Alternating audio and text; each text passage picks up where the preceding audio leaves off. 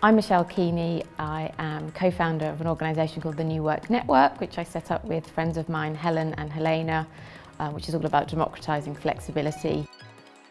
The world of work has undergone a huge amount of change in the last 10 years, and whilst technology has enabled us as individuals and employees to adapt to that change, I think cultural innovation to underpin different ways of working has been much slower to kind of move on.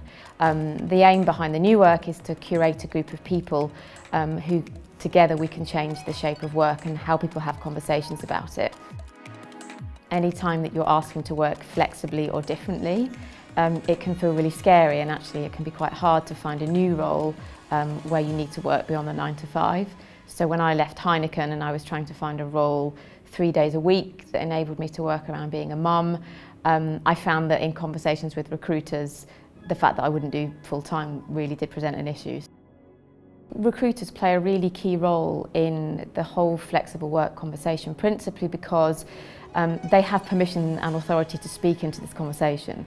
So candidates would need to speak to them to try and get roles, and equally companies would look to them for insights as to how to attract and retain the best people.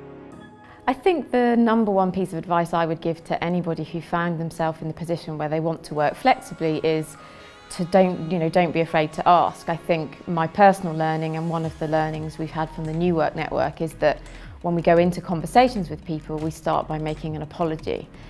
Whereas if you frame it in a more positive context and try and pull out the benefits for the organisation of the way that you'd like to work, then often that's more successful in getting the outcome that you want. I think flexibility at its core is a mindset, and your culture really does need to embrace change if it's to kind of attract and retain the best people.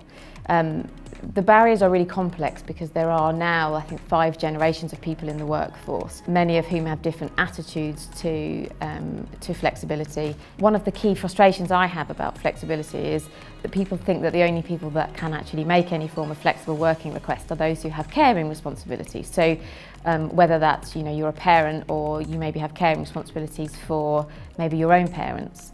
And now I think whilst that's more accepted, the flexible working conversation is not about gender, it's not about age, it's not about life stage. We have to accept the fact that work and life are very hard to separate now. I'm a mum of 2, I've got a husband, a house, a job that I need to travel the world. I can't neatly separate now I'm working and now I'm not. And I just need to be trusted to deliver the outcomes I'm tasked with delivering, and to do that in the best way that suits me and my working life.